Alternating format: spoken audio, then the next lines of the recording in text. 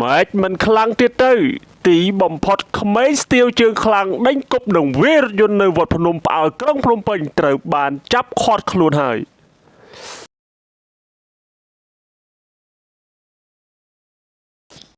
កាលពីរាត្រីថ្ងៃទី16ខែមេសាឆ្នាំ2024មានហេតុការណ៍គួរឲ្យភ្ញាក់ផ្អើលមួយនៅកណ្ដាលក្រុងភ្នំពេញនៅម្ដុំវត្តភ្នំដែលក្នុងនោះឃើញសកម្មភាពក្រុមក្មេងស្ទាវមួយក្រុមបាននាំគ្នាដេញគប់នឹងវាយបំផ្លាញរថយន្តដោយមិនដឹងពីមូលហេតុបានធ្វើឲ្យភ្ញាក់ផ្អើលផ្ទុះក៏ក្រើកពេញបណ្ដាញសង្គម Facebook នៅថ្ងៃទី17ខែមេសាឆ្នាំ2026ដែលមហាជនជាច្រើនបានសម្ដែងនឹងការព្រួយបារម្ភនិងពោលពាក្យថាគួរឲ្យខ្លាចខ្លាំងណាស់ក្មេងៗសម័យឥឡូវហើយក៏បានស្នើឲ្យសមត្ថកិច្ចចាត់ការតាមចាប់ខ្លួនក្មេងទំនើងទាំងអស់នោះយកមកចាត់ការតាមច្បាប់ឲ្យទាល់តែបានគ្រប់គ្នាគួរបញ្ជាក់ផងដែរថាហេតុការណ៍នោះបានកើតឡើងនៅយប់ថ្ងៃទី16ខែមេសាឆ្នាំ2026ដែលជាករណីគ្រោះថ្នាក់ចរាចរណ៍មួយដែលកើតឡើងរវាងរថយន្តមួយគ្រឿងម៉ាក Avatar 07 ស៊េរី2025ពណ៌ខ្មៅជាមួយនឹងម៉ូតូមួយគ្រឿងក្រោយកើតហេតុសមត្ថកិច្ចនគរបាលនៃអធិការដ្ឋាននគរបាលខណ្ឌភ្នំពេញក៏បាននាំយកអ្នកបើកបរមកកាន់ប៉ុស្តិ៍នគរបាលរដ្ឋបាលស្រះចោលហើយសួរនាំទៅបានដឹងថា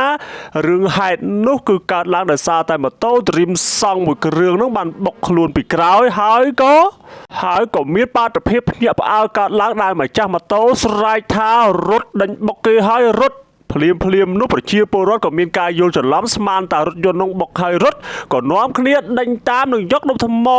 គប់ធ្វើឲ្យខូចខាតផ្នែកខាងមុខនិងខាងក្រោយនេះបើយោងតាមអ្វីដែលសមត្ថកិច្ចនៃស្នងការដ្ឋាននគរបាលរាជធានីភ្នំពេញបន្ទាប់ពីហេតុការណ៍នេះផ្ទុះក៏ក្រើកពេញបណ្ដាញសង្គម Facebook នៅថ្ងៃទី17ខែមេសាឆ្នាំ2026ឯកឧត្តមស្នេហ៍ឯកជួននរិនអគ្គស្នងការរងនិងជាស្នងការនគរបាលរាជធានីភ្នំពេញ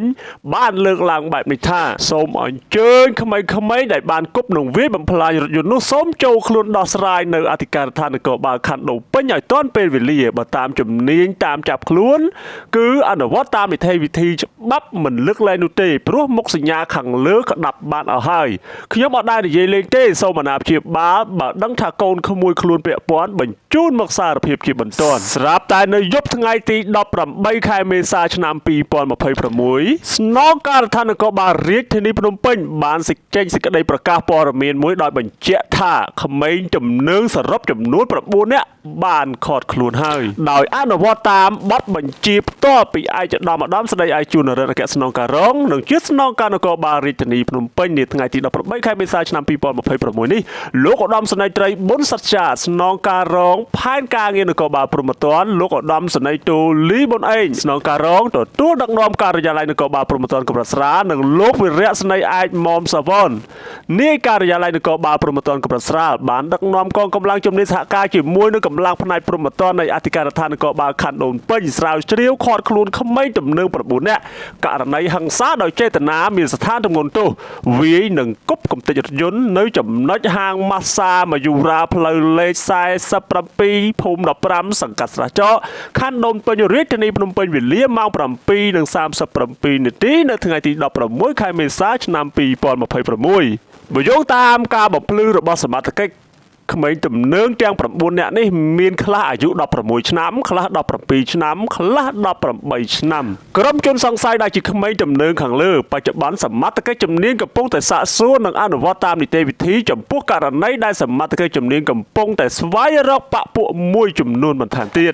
នេះហើយគេហៅថាមមាញមិនខ្លាចភ្លើង